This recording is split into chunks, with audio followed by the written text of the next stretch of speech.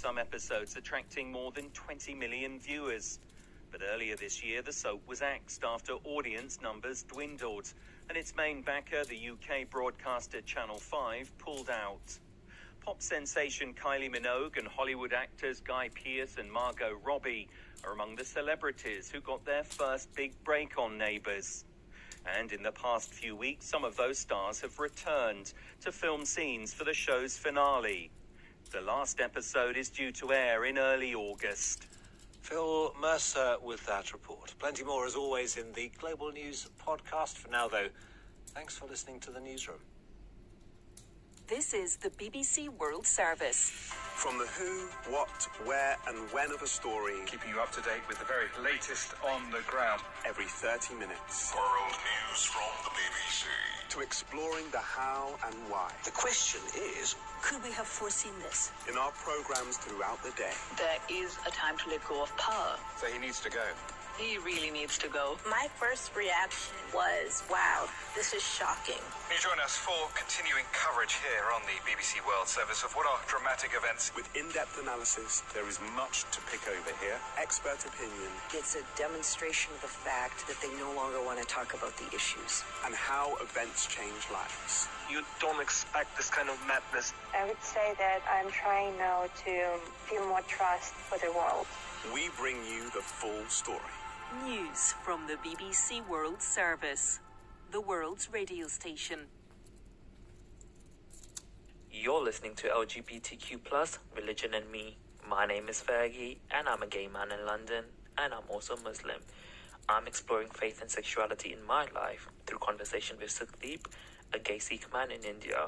You also hear from Abby Stein in New York and Claire Jenkins, trans women with Jewish and Christian backgrounds, and Eve and Shamim in Kenya, lesbian women in Christianity and Islam.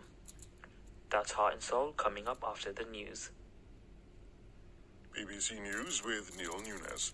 The Vice Chair of the Congressional Committee investigating the storming of the U.S. Capitol last year has said it has established that the former President Donald Trump conspired to overturn the result of the 2020 election. In a public hearing broadcast on primetime television, Liz Cheney said Mr. Trump had summoned the mob, lit the flame of the attack, and then failed to intervene to end the violence. A gunman has opened fire inside a manufacturing facility in the U.S. state of Maryland, killing at least 3 people and wounding a 4th. He was taken into custody after a shootout with the police. The British Foreign Secretary Liz Truss will raise the case of 2 Britons and a Moroccan sentenced to death by a court in Russian-controlled Donbass when she speaks to her Ukrainian counterpart today. Russian state media say the 3 have a month to appeal. President Zelensky says his forces have made some gains in fighting in the southeastern Zaporizhia region and further north around the country's second city, Kharkiv, but Ukrainian troops have again commanded a sustained attack in Severodonetsk. President Biden has told reporters he's not concerned about the leaders of some countries not attending the Summit of the Americas in Los Angeles, and that progress was being made by those who are present. The presidents of Mexico, Bolivia, and several other countries have chosen to stay away in protest at Washington's exclusion of Cuba, Venezuela, and Nicaragua. Production at one of the South Korean automaker Hyundai's biggest factories has been halved because a strike by lorry drivers has led to shortages of components. The strike could also threaten international supply chains, as South Korea is a major supplier of semiconductors and smartphones. BBC World News. You're listening to Heart and Soul on the BBC World Service. It's the 50th anniversary of the UK Pride March held in London in 1972, a movement that started to support the rights of the LGBT plus community. You're going to hear 3 different conversations in this program exploring sexual identity as it relates to our faith. I'm included in one of them. My name is Fergie, and I'm a gay man brought up in Pakistan and Islam, but now UK based. I've been talking to Sukhdeep in India. I remember the first time I tied rainbow turban was back in 2015, I suppose. And then I went to the Golden Temple with a rainbow turban. And Sukhdeep is a gay Sikh man who wore a rainbow turban to the Golden Temple, one of the holiest places for the Sikhs, for Gay Pride a few years ago.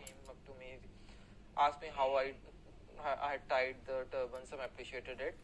Yeah, I think if I was to, obviously I don't wear a turban, but if I was to wear a rainbow flag, for example, on the streets of Pakistan, a lot of people wouldn't get the context of it. But if I was to wear the rainbow flag out in the streets of London, and it's really interesting because London is a Western country and like it's hate crime and whatnot, but I would still be very apprehensive and I would be scared. You will also hear from Abby and Claire, who are both trans women. They speak on their lives from inside a strict Jewish community in New York and from a Catholic perspective in England. And I rejoined the Anglican Church when I was 50. I left to become a Roman Catholic. Well, thank you, Claire. I do need to say first that from what you're describing, I'm realizing you're a lot older than you look. You look really amazing, and I just wanted to bring that up. Yes, I was just 73 on 1st of May this year. Okay, that is really surprising. I'm serious. I'm not just saying that just as a compliment. You really look a lot younger. Many people say that. I could have